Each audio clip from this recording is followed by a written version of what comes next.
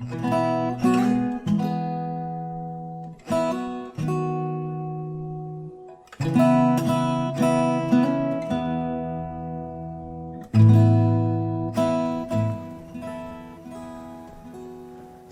siang semua. Kayak nggak ada orang. Oh, anak-anak dibawa kemana? Oke, selamat siang semua. Itu marah.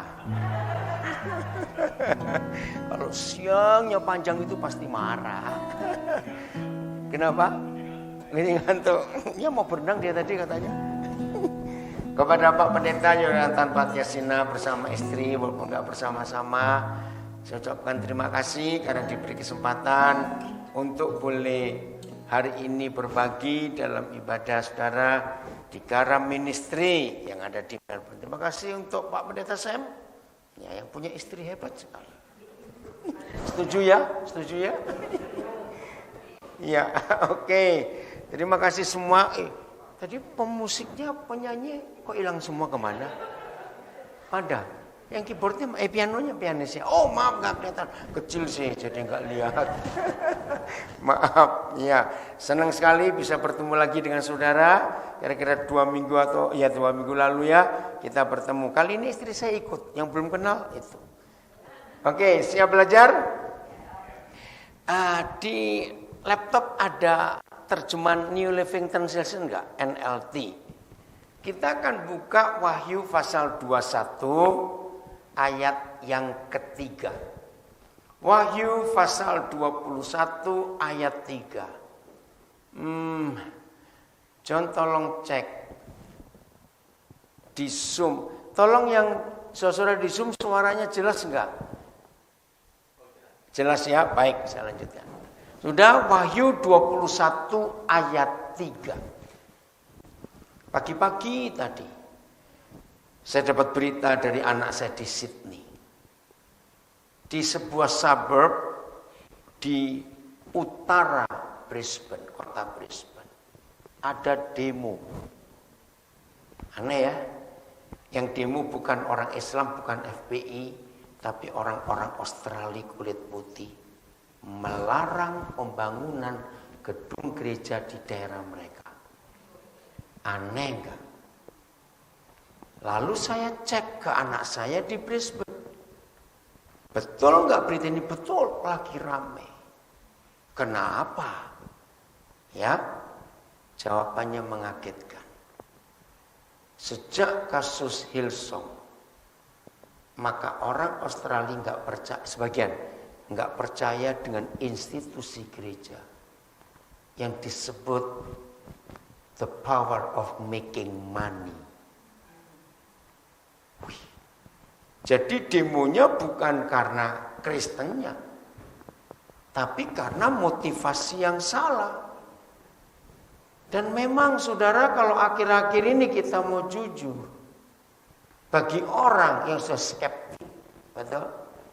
Tiap kali mendengar kata gereja, langsung konotasinya cari duit. Loh, betul atau tidak? Dan dunia mengakui itu. Dan ini menyedihkan.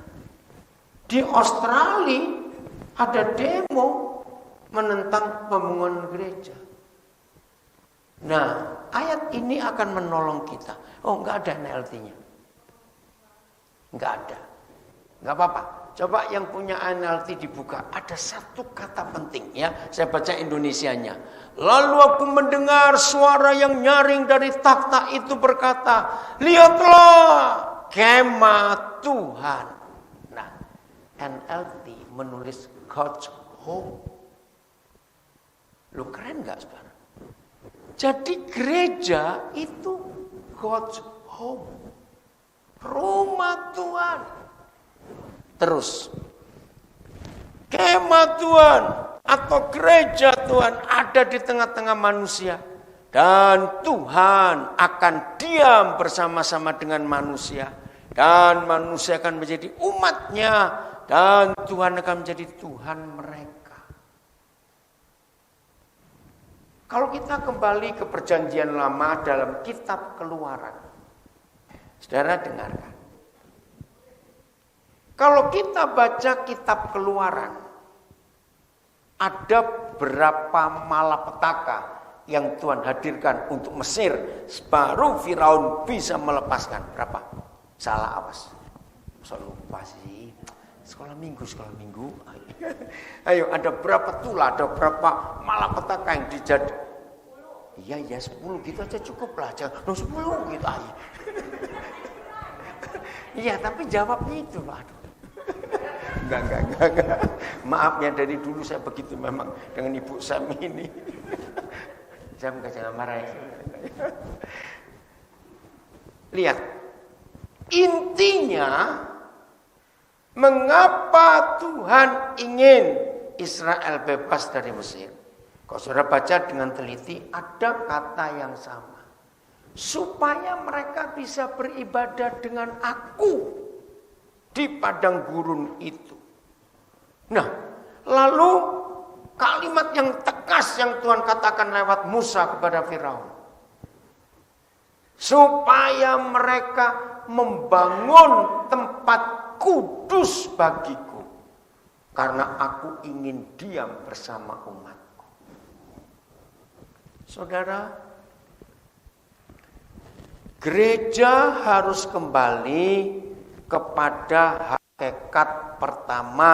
Gereja itu dilahirkan oleh Tuhan Yesus. Apa esensi gereja yang sesungguhnya? Bukan Sunday service. Bukan belajar doktrin teologi tertentu. Bukan debat antar doktrin. Tidak. Bukan bicara tentang baptisan, pemberkatan nikah, penyerahan anak, dan seterusnya. Bukan. Jadi menurut Keluaran dan Wahyu 21 ini, hakikat atau inti atau esensi gereja adalah Tuhan gak betah di surga sendirian. Dia kangen manusia dan dia ingin pindah dengan manusia di dunia. Kok cuma Pak Sen yang ngamen? Dikangenin Tuhan gak rasa, terlalu betul ini Loh betul gak? Tuhan tuh rindu. Maka itu ada suara yang nyaring dari takhta itu berkata, lihatlah, God's home. Nah, ada beberapa terjemahan lain, kok hilang mana ayatnya? Yang saya temukan kata ini ya, lihat ayat ini. Kemah Tuhan, God's home, ada di tengah-tengah manusia dan ia akan diam bersama-sama dengan mereka. Satu terjemahan saya lupa terjemahan apa. Ditulis dan Tuhan berdomisili di dunia. Ngerti kata domisili? Pindah dan tinggal. Nah, lalu surganya bagaimana? Nah, ini kerinduan Tuhan atas kita. Maka itu, maaf, saya tidak bermaksud apa-apa dengan agama-agama lain. Tapi saya ingin saudara mengerti. Siapa yang ingat, hampir semua agama kecuali Kristen. Kalau saya nggak berkata semua agama selain Kristen. Tuhan mereka pasti pesan kepada umatnya untuk dibuatkan rumah-rumahan. Lo ngerti nggak maksudnya? Bahkan ada satu agama rumah tuanya jauh sekali orang mesti ke sana. Ngerti? Tapi kekristenan adalah satu-satunya agama, kalau saya bicara tentang agama, yang Tuhannya nggak pernah minta untuk dibuatkan rumah atau rumah-rumahan. Sebab rumahnya adalah, tidak tahukah kamu bahwa tubuh kita itu rumahnya. Nah, ini masalahnya. Siapa masih ingat ada berapa gereja tertentu, berapa pendeta tertentu, berapa tahun yang lalu khotbahnya kuat. Percaya saudara, bait suci akan dibangun kembali di Yerusalem. Dengar ya, berapa tahun yang lalu. Nah, waktu saya dengar khotbah-khotbah seperti itu, saya berkata kepada mereka, nggak mungkin. Loh, kenapa nggak mungkin? Ada dua alasan. Alasan pertama, Tuhan Yesus pernah berkata di Matius 24 waktu dia meratapi Yerusalem, tidak akan ada batu yang satu tersusun di atas batu yang lain. Yang ngomong Tuhan Yesus. Tapi itu firman. Ayo kita mikir. Secara kekuatan finansial, orang Yahudi sanggup gak bangun lagi? Lu jawab, sanggup tidak? Sangat, mereka kaya. Dua, secara intelektual dan otoritas, mampu nggak mereka dirikan bangunan itu? Kenapa nggak jadi sampai hari ini? Karena memang Tuhan nggak mau. Alasan kedua, mengapa gedung itu nggak jadi sampai hari ini? Ya karena Papa nggak mau dikotakin dalam rumah buatan manusia. Betul tidak? Sebab dia sudah punya rumah yang hidup, yaitu siapa? Tubuh kita ini. Ini rumah Tuhan. Yesaya 66 ayat 1. Kita lihat. Yesaya 66 ayat 1. Jelas sekali firman ini. Beginilah firman Yahweh. Langit adalah apanya? My throne. Maaf, ini logika anak-anak. Karena saya pernah jadi guru sekolah minggu. Oh, kalau langit itu kursinya Tuhan, lalu Tuhan segede apa? Itu anak-anak. Saya bilang gede sekali. Karena makin tuh jadi guru sekolah itu untungnya besar, dapat banyak pengenalan Tuhan. Nah, satu kali ada seorang anak yang tanya, apa artinya Tuhan Maha Kuasa? Jujur, mudah kok susah jelaskan pada anak-anak tentang Tuhan Maha Kuasa. Susah. Saya ceritakan binatang segede ini, tetap nggak puas. Nah, karena Tuhan Yesus berpesan, belajarlah kepada siapa? Anak-anak. Jadi buat kita, kalau belajar kepada anak-anak, siapa dosen, siapa mahasiswa? Lo jawab dulu cepat. Siapa dosen, siapa mahasiswa? Anak-anak dosen, kita mahasiswa. Maka itu banyak mahasiswa nggak lulus karena berani kurang ajar pada dosen. Loh, betul tidak? Siapa itu? Benar loh, kalau mahasiswa berani kurang ajar pada dosen nggak diluluskan.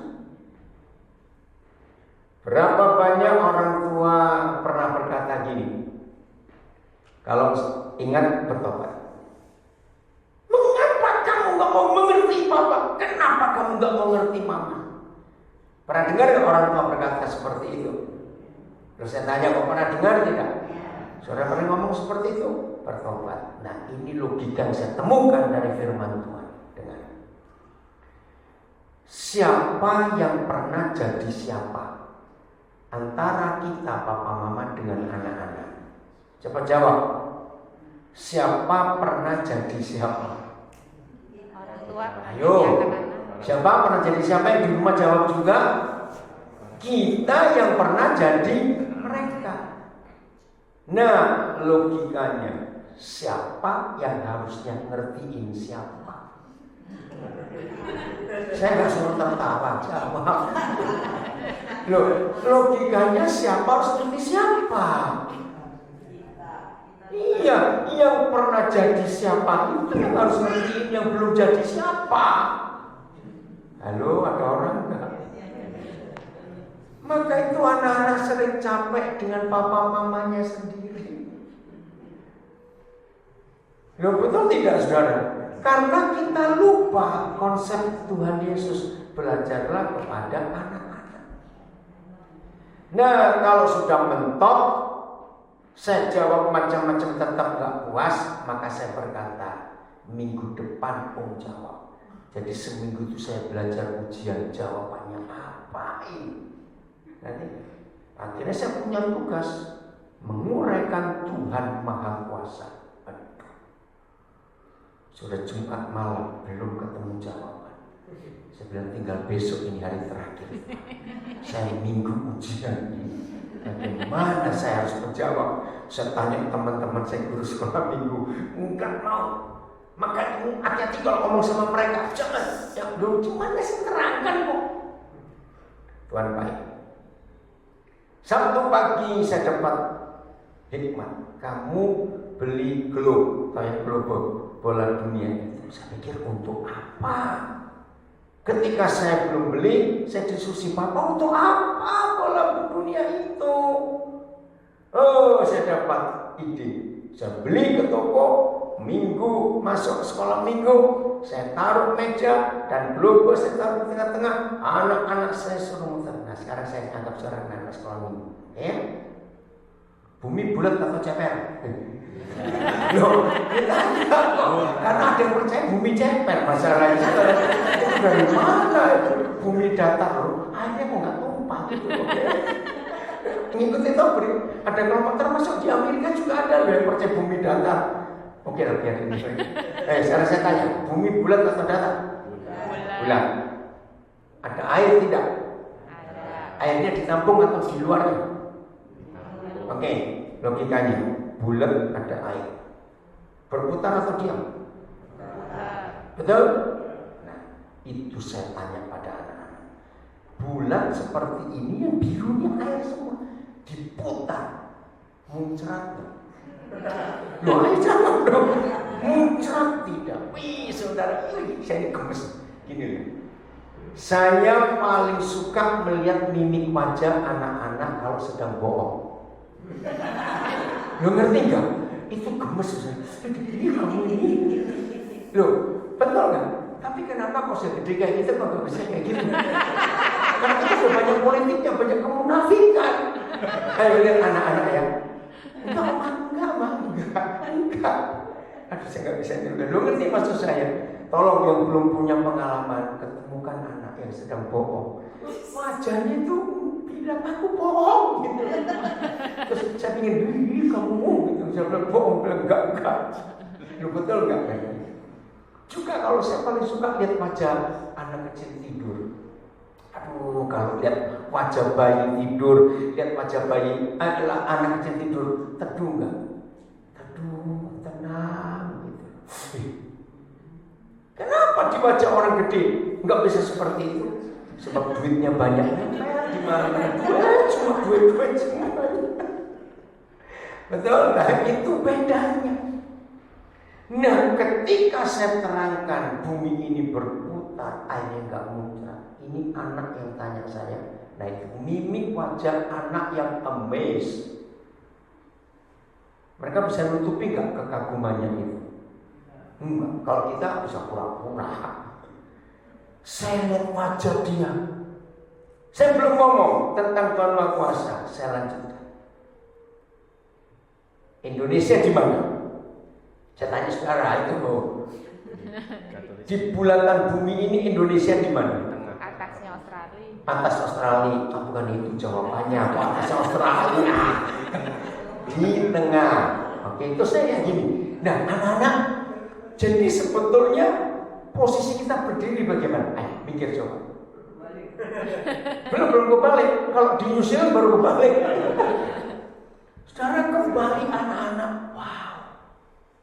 Jadi kita ini berdiri ini begini. Diputar kok tidak terpelanting. Loh, kok enggak kagum juga? Kita itu enggak bisa polos kayak anak-anak itu, enggak bisa. Mereka lebih kagum lagi. Sekarang lihat Australia bagian selatan, New Zealand, Argentina. Ayo gimana berdiri mereka? Loh sadar gak sih itu saudara? Yang betul ya orang Kanada, orang Amerika Utara, sana orang Eropa Utara berdiri betul. Saya ingat anak ini langsung maju ke depan dan dia peluk saya.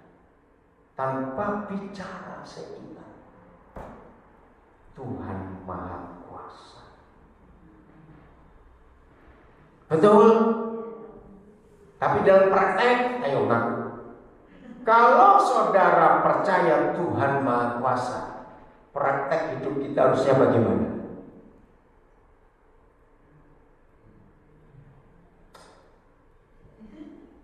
Kalau kita percaya Tuhan Maha Kuasa, jadi praktek dalam hidup kita itu, oke saya beri contoh. Takut?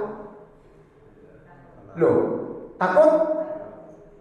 Jawab dong. Enggak gitu sekali. Di belakang banyak makanan enak, jadi saya lihat. Saya enggak habis. Enggak biar.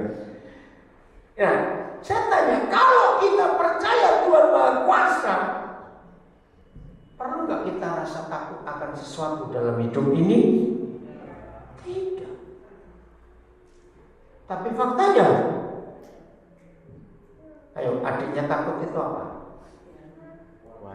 Khawatir, pinter semua lu.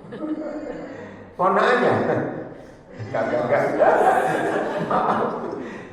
Saudara, kalau kita percaya Tuhan Maha Kuasa, enggak ada satupun yang kita bisa takutkan atas hidup ini. Kami berangkat hari Rabu. Kemarin langsung Jakarta, Melbourne.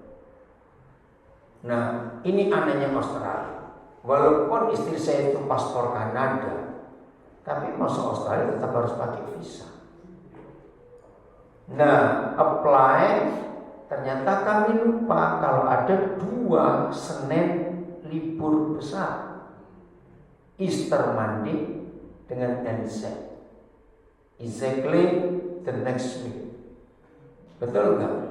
18 dan 25. Nah, itu kami nggak perhitungkan. Wah, Selasa sudah tanya, bagaimana ini? Bisa belum keluar? Ya bilang tenang, pastilah. Tuhan tahu kok. Nah, terus gimana? Sudah tenang. Jadi kemarin itu Selasa malam atau Rabu pagi ya? Rabu pagi dapat email dari kedutaan, visanya approve. Ya udah langsung sorenya kami berangkat. Jadi nggak perlu ada yang ditakutkan. Saya lebih gila lagi. Ya, tanggal 8 Maret yang lalu saya harus berangkat ke Brisbane karena funeral Tante Elizabeth Brugson ya. Waduh, sampai tanggal 8 pagi visa belum ada kabar. Karena yang antri, saudara, kan baru buka Australia itu tanggal 20 berapa Februarinya itu. Nah, tapi pagi itu waktu sudah suruh saya siapkan koper. Ya udah, tanggal 8 pagi saya siap. Ini travel agent saya panik. Bagaimana belum ada kabar? Jam 1 belum ada kabar. Tapi koper saya sudah siap. Jam 14.20 telepon datang. Konen, visanya dia bro. Oke, langsung saya berangkat ke airport. Pesawatnya jam 7 malam. Baik. Wah, senangnya luar biasa. Begitu di perjalanan, ada berita anak saya yang nunggu di airport. Pak, harus PCR. Hah? Mana sempat? Mau bayar berapa saja. Tapi kalau saya tenang. Nah, tanggal 7 saya itu baru berangkat dari Nabire. Sudah antigen. Saya tenang, saya nggak khawatir. Nah, begitu sampai check in, saya tanya ini bagaimana? Sampai airport sudah hampir 3:30, bukan itu 2:30 hampir. Oh, sekarang untuk masuk Australia cukup antigen. Puji Tuhan, saya tunjukkan yang kemarin. Oh, masih berlakukan 24 jam. Bayangkan, Tuhan itu luar biasa. Nah, kalau saudara dan saya percaya Tuhan Maha Kuasa, akan nampak dari sikap hidup. Amin. Tidak akan takut tentang apapun juga. Betul tidak, saudara? Nah, inilah bukti Tuhan itu Maha Kuasa. Kita nggak boleh cuma ngomong di mulut, tapi harus kita nyatakan dalam hidup kita. Nah, kembali kepada topik kita. Jadi surga itu jadi sepi karena Tuhan pindah ke Tuhan pindah kemana? Ke dunia karena saya lupa. Dia pindah ke dunia karena dia kangen kita. He miss us. Karena enggak kata itu. Dan setelah kita adalah rumahnya, God's home, baru Wahyu 21 ayat 3. Ya. Oke. Belum. Yesaya. Saya lupa belum selesai baca Yesaya 66. Beginilah firman Yahweh, langit adalah takhtaku dan bumi adalah tumpuan kakiku. Rumah apakah yang akan kamu dirikan bagiku? Dan tempat apakah yang akan menjadi perhentianku? Jelas nggak? Kalau Tuhan kita butuh nggak rumah bangunan manusia? Loh, saya tanya, butuh nggak? Sama sekali tidak. Sebab dia sudah punya rumah, yaitu kita. Maka itu kemanapun kita pergi, kemanapun kita pergi. Oh, ada suara apa itu? Enggak, yang di Zoom. Siapa yang ikut? Kemanapun kita pergi, siapa yang ikut? Yang ngomong gitu, siapa yang ikut kemanapun kita pergi? Tuhan. Karena rumahnya ada di sini. Jadi dimanapun kita berada, di situ Tuhan berada. Jangan kebalik. Di mana Tuhan berada, di situ kita berada. Ternyata tidak. Setelah kita tahu God's home. Nah, pertanyaan berikut. Kalau Tuhan tinggal di dalam kita, karena ini rumahnya, dan kemanapun kita pergi sebagai rumahnya, maka pemilik rumah juga ada di dalam rumahnya. Betul?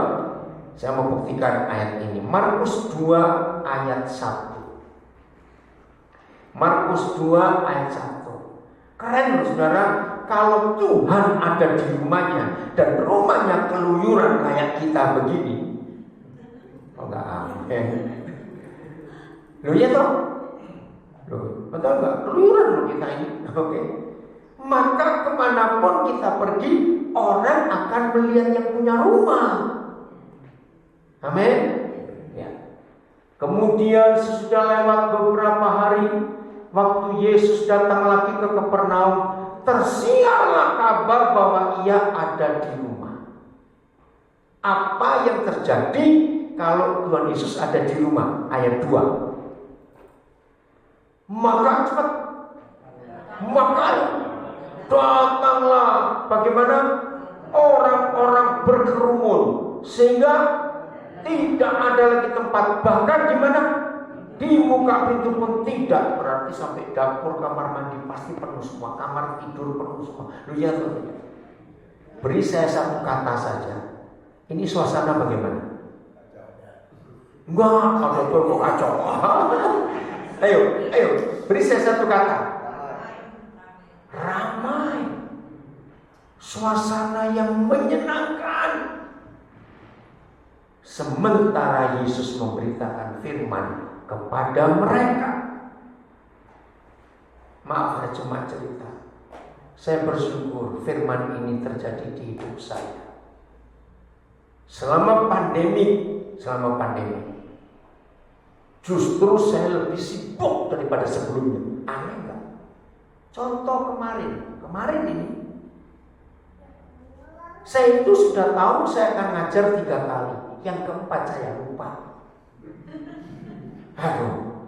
Ya, yang pertama jam 12 siang, itu waktu Melbourne. Itu saya sharing dengan beberapa penjara di Indonesia. Pakai Zoom ini. Nah, bayangkan kalau nggak ada pandemi ini, mana bisa sehari keliling 4 kota, mati. Betul nggak? Kedua, jam berapa kemarin ya? Jam 5? Jam 6. Oh iya, terima kasih. Jam 6 saya mengikuti itu. Itu sudah langsung saya zoom di nelayan. 7:30 langsung sambung fellowship kita. Nah, begitu saya selesai ngeringkes alat-alat saya, WA masuk, Pak jangan lupa nanti jam 20. Ada apa? Ya, saya lupa masuk. Itu jam 11 ini. Nyambung jadi kemarin 4 kali. Saya cuma cerita, maaf ya, ini fakta. Saya kalau 1 hari nggak ngajar, saya dikeroyok oleh banyak orang. Kok hari ini nggak ngajar? Masa tidak ada? Nah kalau memang nggak ada, saya udah pulang yang kemarin-kemarin. Kamu benar, udah gitu aja. Orang suruh ngomong terus tiap hari. Maaf, saya cuma ceritain. Di mana ada Tuhan Yesus di rumahnya? Tolong jawab jujur. Rumahnya suka keluyuran. Loh, kok dia baca? Betul suka keluyuran? Apalagi hobi shopping itu. Maka Yesus akan ikut. Dan di mana ada Yesus, orang mau mendengar, memberitakan firman kepada mereka. Kembali ke ayat 1. Pertama saya belajar ada yang ganjal di kata ini. Kalimat terakhir ayat 1 Markus 2. Tersiarlah kabar teruskan bahwa Yesus ada di rumah. Nah, saya langsung tahu ini pasti salah. Apa bedanya Yesus ada di rumah dan Yesus ada di sebuah rumah?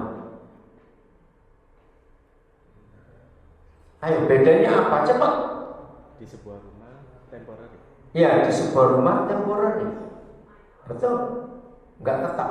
Kalau dia ada di rumah, ya, permanen, rumahnya sendiri. Nah, ini yang ganggu pikiran saya. Kapan dia pernah beli rumah, kontrak rumah, pinjam rumah sewa rumah? Loh, betul tidak? Lalu saya cari berapa terjemahan. Ternyata semuanya betul. Dia ada di rumah. Coba lihat bahasa Inggrisnya. Bukan ada di sebuah rumah, di rumah. Nah, kapan dia punya rumah? Bahasa Inggrisnya bilang apa? Soalnya bahasa Inggris cepetan. Bilang di Australia, Indonesia nggak becus, Inggrisnya. Indonesia lupa, Inggrisnya becus atau apa? Iya. People heard. Ya. That he had come home. Come home. Terjemahan apa itu? NIV. Yang lain? Saya pakai He was versi back apa? home. He was back home. He was back home. Ada lagi? He was at home. He was at home. He was in the house. Saudara, hari ini hari terakhir puasa. Orang pada mudik. Lalu salah seorang anak saya di Nabire tadi bikin nulis tulisan kata pulang. Wih, keren sekali kata pulang itu. Coba saya mau baca, kebetulan saya nggak pakai. Tolong coba, yang ini sebentar. Oh, bukan, yang di situ. Nah, thank you. Saya mau bacakan tulisan bagus sekali tentang pulang. Ini anak saya di Nabire tadi pagi dia nulis kata pulang. Luar biasa. Mudah-mudahan kamu ada situ ini ada Pak Pemimpin di sini. Bentar ya. Kata pulang ini bagus. Saya mau bacakan agak panjang dikit. Nah. Pulang. Di dunia ini tidak ada yang lebih menyenangkan, lebih berharga, lebih dirindukan dan lebih-lebih lainnya yang bisa melebihi satu hal ini, yaitu bisa pulang. Betul tidak? Pulang. Terus pulang adalah satu-satunya kata paling ajaib dari seluruh kata yang pernah, sudah dan akan ada di dunia ini. Mau bahasa dari suku bangsa manapun, pulang adalah kata paling ajaib. Mau buktinya? Ayo diingat baik-baik. Saat di sekolah, kata apa yang bisa mengubah suasana kelas membosankan jadi menyenangkan? Masih ingat? Pinter semua. Oke, kelas yang senyap menjadi riuh rendah. Jawabannya kata pulang. Ya, pulang bisa meledakkan energi siswa satu kelas sampai serempak. Kecuali siswa yang sedang jatuh cinta dengan teman sekelasnya. Tidak mau pulang. Bukti lain kedasarkan kata pulang bisa dilihat dari di tempat kerja. Setinggi apapun kedudukan, jabatan, kekuasaan, sebesar apapun gaji, semewah apapun fasilitas, seprestisius apapun pekerjaan, sebonafit apapun perusahaan, sebahagia-bahagianya orang kerja, tetap lebih berbahagia kalau bisa pulang. Kecuali orang yang sedang bermasalah dengan orang rumah. Satu lagi, Kehebatan kata pulang bisa dibuktikan saat kita traveling. Seindah, sebagus, sehebat, semahal, dan seviral apapun tempat wisata, hotel, dan perjalanan kita, pada akhirnya tetap harus pulang. Sebab WC di rumah kita jauh lebih enak diduduki daripada WC hotel. Oh, ada yang ngapain? Betul, dia pulang itu kata luar biasa. Rasanya tidak perlu lagi mencari bukti bahwa pulang adalah kata paling luar biasa. Tetapi jika masih perlu bukti, silakan cari sendiri. Di Indonesia setiap tahun selalu ada kehebohan terkait budaya pulang kampung yang kita kadang dengan mudik.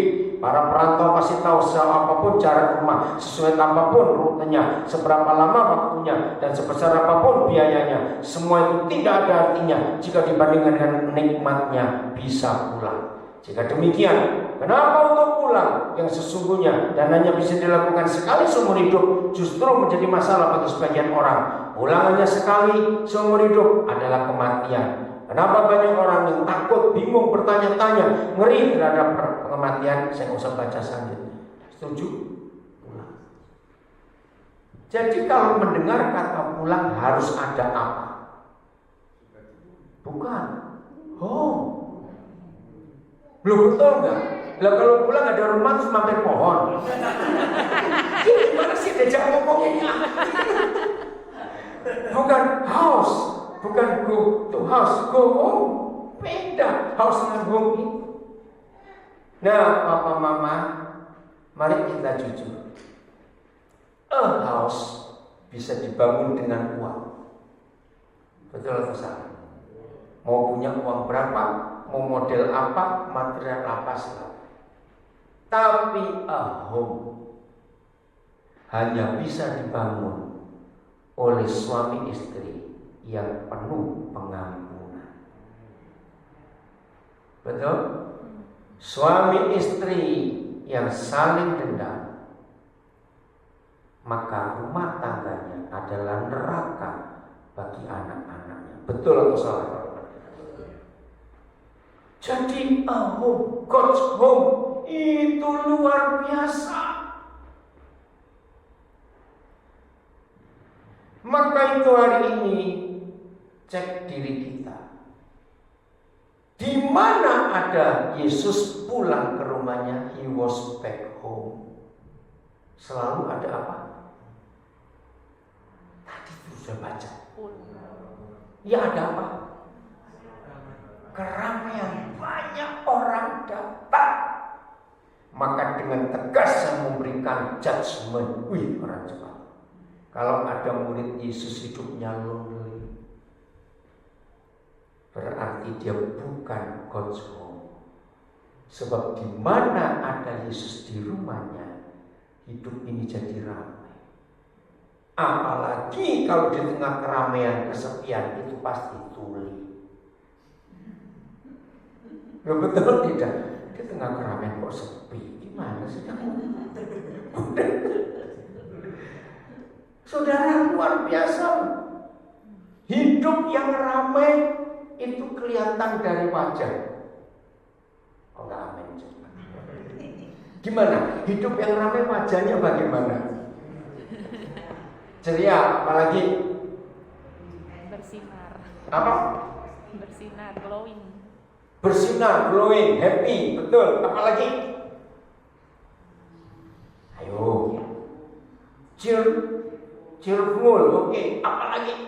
Jangan dijawab tertawa terus. Lain itu bahaya. Bukan. Damai. Pokoknya gini loh. Kalau orang itu hidupnya ramai, wajahnya itu mencerminkan, ngelihatnya enak walaupun orangnya jelek. Loh, gak percaya gitu lagi. Loh, saya ngomong betul kosong. Kok saya tertawain sih?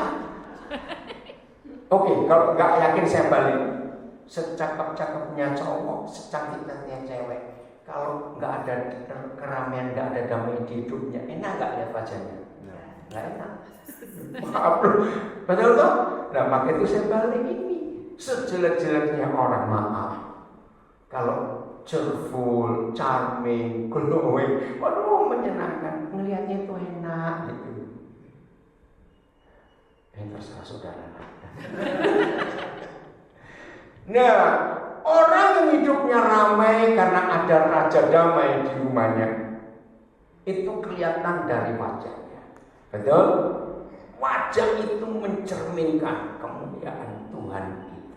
Nah, ini yang harus gereja miliki. Saudara, semua kita pasti tahu orang yang hatinya penuh kepahitan, nampak gak di wajahnya? Nampak sekali. Anjing aja takut. Ya benar loh. Kok sering nggak percaya nggak? Anjing tahu loh orang ini galak, orang ini suka marah, anjing tahu. Nggak boleh deket-deket loh. Betul nggak sih saya ngomong ini? Ya sudah, jadi tasnya pakai anjing. Waduh, pokoknya Cun, kok tambah masuk suara kedengeran gak sih? Maksudnya, kalau kita sebagai rumah Tuhan dan ada Yesus di rumahnya, hidup ini pasti ramai, menyenangkan. Maka ibu saudara, ayo kita rubah konsep hidup ini, supaya dunia mengalami perubahan yang luar biasa. Setuju ya? Karena Tuhan itu rindu ada di rumahnya, maka kemuliaan Tuhan akan nyata. Saya lanjutkan beri contoh. Ini kembali ke Indonesia. Jokowi adalah presiden yang paling hebat yang Indonesia pernah punya.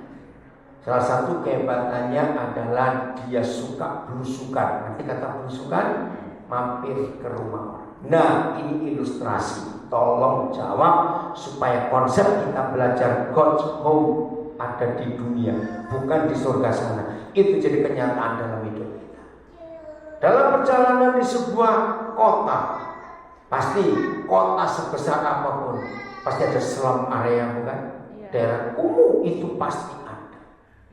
Ketika Jokowi presiden Indonesia lagi sampai ke daerah kumuh, namanya manusia, bisa nggak dia pengen kencing? Lalu saya tanya konya, bisa. Nah, di daerah kumuh itu masa presiden kencing pulang ke Jakarta ke istana dulu? Ke Jawa toh? Pasti dia mampir ke salah satu rumah. Nah, pertanyaan saya, rumah yang dikencingi presiden, lo kan betul saya ngomong kok tertawa, lo apa salah? Enggak, kok kenapa saya tertawa? Lo betul enggak? Nah, rumah yang dikencingi presiden, kalau dijual nilainya naik enggak daripada sebelum dikencingi? Lo saya tanya ini. Ayo, bayangkan ini ilustrasinya, Loh, masuk akal nggak saya bilang ini? Makin itu luar biasa. Apalagi kalau presiden nginap, wih, pasti spray nggak dicuci, bekas kencing nggak disiram. Untuk kenang-kenang, oh maaf, itu kalau dikasih, maaf. Bangga gak yang punya rumah dikencingi presiden? Bangga sekali. Oke. Nah, yang cuma dikencingi saja dampaknya begitu besar. Kira-kira cerita yang punya rumah setahun habis? Loh, saya tanya, kira-kira setahun habis? 2 tahun. Kalau ada orang lewat, oh itu tuh rumah dikencingi presiden, pasti orang nolak. Saudara, kiranya ilustrasi ini menyadarkan kita loh.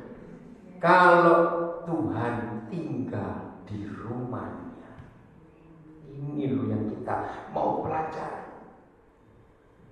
Bersyukur pandemi ini membuat manusia mulai menanyakan keberadaan Tuhan.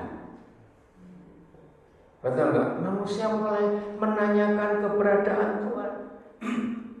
Ini luar biasa. Filipus, masih bisa nggak ditayangkan narasinya Gusmus waktu pandemi itu, supaya saudara kita yang di Melbourne bisa tahu? Saya nangis banget. Kira-kira menjelang akhir 2020 ada seorang tokoh Muslim Indonesia, Gusmus. tokoh yang sangat dihormati, sudah lanjut umur. Dia merekam satu video pendek dan semua orang mau. Bisa nggak Filipus? John tolong dilihat di situ. Enggak, di zoom. Nanti saya pakai. Ada Filipus? Maaf ya, sambil nunggu ya. Bisa. Oke, kalau sudah dipaparkan dekat pakai mikrofon. Saya ada mikrofon lagi itu, atau cuma satu mikrofon? Oh, ada lagi yang lain. Bisa tolong didekatkan ke speakernya iPad saya. Sambil nunggu. Nah, ini loh konsep gereja yang sesungguhnya. Bukan di sebuah gedung, betul? Tapi dalam kehidupan sehari-hari, supaya dunia bisa melihat Yesus. Terima kasih Tuhan. Biarlah mulai hari ini masing-masing kita menyadari siapa kita, rumah Tuhan. Dan Tuhan hadir di rumahnya. Dengar ini ya, keren sekali. Vatikan sepi, Yerusalem sepi, tembok ratapan dipagari, Paskah tak pasti, Ka'bah ditutup, sholat Jumat dirumahkan, umroh batal, sholat tarawih Ramadan mungkin juga bakal sepi, Corona datang, seolah-olah membawa pesan bahwa ritual itu rapuh, bahwa hura-hura atas nama Tuhan itu semu, bahwa simbol dan upacara itu banyak yang hanya menjadi topeng dan komoditi dagangan saja. Ketika Corona datang, engkau dipaksa mencari Tuhan, bukan di Basilika Santo Petrus, bukan di Ka'bah, bukan di dalam gereja, bukan di masjid, bukan di mimbar khutbah, bukan di majelis taklim, bukan dalam misa minggu, bukan pula dalam sholat Jumat, melainkan pada kesendirianmu, pada mulutmu yang terkunci, pada hakikat yang senyap, pada keheninganmu yang bermakna. Corona mengajarimu, Tuhan itu bukan melulu pada keramaian. Tuhan itu bukan melulu pada ritual. Tuhan itu ada pada jalan keputusasaanmu dengan dunia yang berpenyakit. Corona memurnikan agama, bahwa tidak boleh ada yang tersisa kecuali Tuhan itu sendiri. Tak ada lagi indoktrinasi yang menjajah nalar. Tidak ada lagi sorak-sorai memperdagangkan nama Tuhan. Datangi, temui, dan kenali Dia di dalam relung jiwa dan hati nuranimu sendiri. Temukan Dia di saat yang teduh di mana engkau hanya sendiri bersamanya. Sesungguhnya kerajaan Tuhan ada dalam dirimu. Qalbun mu'min baitullah. Hati orang yang beriman adalah rumah Tuhan. Biarlah hanya Tuhan yang ada. Biarlah hanya nuranimu yang bicara. Biarlah para pedagang, makelar, politikus, dan para penjual agama disadarkan oleh Tuhan melalui kejadian ini. Semoga kita bisa belajar dan mengambil hikmah dari kejadian ini. Setuju nggak? Ini orang muslim yang ngomong Gusmus. Nanti kalau sore itu ya saya akan minta dikirim. Nanti kirim ke Papi ya Filipus. Ini ada beberapa saudara sini ingin dapat. Nah, bayangkan kalau orang Islam saja bisa mikir seperti itu. Tuhan ada di hati kita. Ayo kita buktikan mulai hari ini. Jadi kemanapun kita pergi, orang akan melihat Yesus yang di dalam rumahnya sendiri ini. Seperti rumah dikencingi Jokowi tadi. Nilainya berubah. Dan ada hal yang luar biasa. Added value-nya ini. Apalagi Tuhan yang menciptakan presiden bisa tinggal dengan kita. Ayat terakhir, Yohanes 1:14. Ini yang Tuhan cari di antara kita. Yohanes 14 dan 1 Yohanes 1 ayat 1 nanti itu. Firman itu telah menjadi, ayo baca, telah menjadi manusia. Siapa manusia di sini? Yesus. Betul? Tapi setelah dia naik ke surga, berubah dan diam di antara kita, dan kita telah melihat kemuliaannya. Nah, setelah dia naik ke surga, apakah di dunia nggak ada firman yang hidup lagi? Ada. Siapa? Kita. Nah, kita ini yang sampai hari ini masih ada diam di antara manusia-manusia. Wih, ini dahsyat sekali. Maka itu bersyukur dengan COVID-19 merubah konsep hidup manusia dalam bersekutu dan mencari Tuhan. Enggak ada kemunafikan lagi, sebab sambil kita ibadah online bisa nggak pakai baju, nggak ada yang marah. Oh nggak, amin. Betul nggak? Mendengar firman sambil kecap-kecap nyemil. Maaf, pas lagi asik dengar khotbah panggilan alam datang, kan kita bawa HP ke WC. Lo betul tidak? Siapa yang larang? Betul saudara? Ini luar biasa, nggak bisa munafik lagi. Yang pelit-pelit senang kan nggak perlu bayar taksi, bayar angkot di rumah saja. Saudara, inilah fakta. Nah, 1 Yohanes 1 ayat 1. Ayo selesai ibadah ini, semua kita mengalami perubahan dalam hidup. Amin. Rumah Tuhan, God's home, ya. Ayat 1 Yohanes 1 ayat 1. Pelan-pelan. Apa yang telah ada sejak semula, yang telah kami dengar. Siapa itu? Pada mulanya adalah firman. Jadi sejak semula firman. 1 yang telah kami apa? Dengar. Ya wajar, firman didengar, karena itu kata-kata. Tapi nggak cukup sampai situ. Yang telah kami lihat dengan mata kami. Nah, itu Yesus. Tapi ingat, setelah dia naik ke surga, siapa yang tinggal di dunia?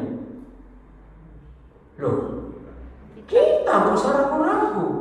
Berarti dunia bisa melihat firman nggak lewat kita? Bisa mendengar firman lewat kita. Dunia bisa melihat firman lewat kita. Yang ketiga, yang telah kami saksikan. Kalau saudara baca terjemahan lain, yang telah kami buktikan. Firman itu bisa dibuktikan karena ada mujizatnya, ada esensinya, ada kenyataannya. Amin. Tapi yang keempat ini cukup lama saya mengerti. Yang telah kami raba dengan aneh. Firman diraba dengan tangan. Jawabannya, masih ingat ada seorang perempuan yang sakit, mungkin kanker pendarahan 12 tahun. Kapan dia mengalami mujizat?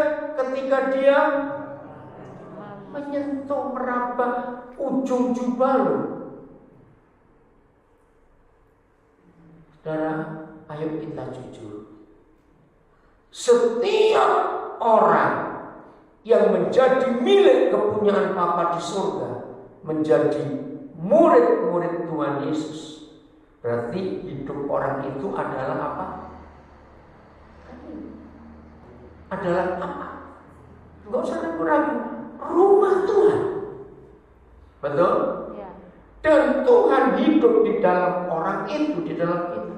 Maka mereka mendengar firman lewat kita. Mereka melihat firman lewat kita. Mereka menyaksikan atau membuktikan firman itu ada lewat siapa? Nah, saya akhiri dengan konsep ini. Corona COVID-19. Seharusnya Injil atau COVID yang lebih hebat, seharusnya. Harus Injil. Tapi faktanya COVID lebih hebat. Jarak harus minimal 1,5 meter. Kalau boleh 2 meter. Supaya nggak nular.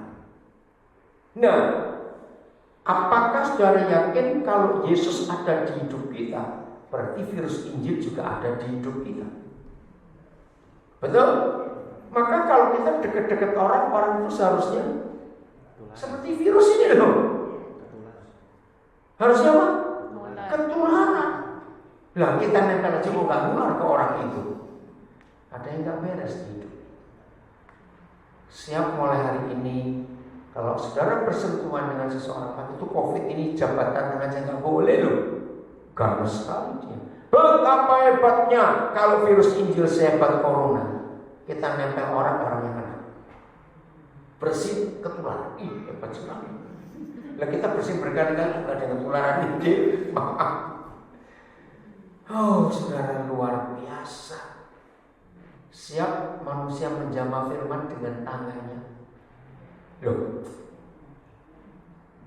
Yang cuma nyentuh saja ujung jubah Yesus, mujizat terjadi. Apalagi yang menyentuh hidup kita, yang kita nggak sengaja.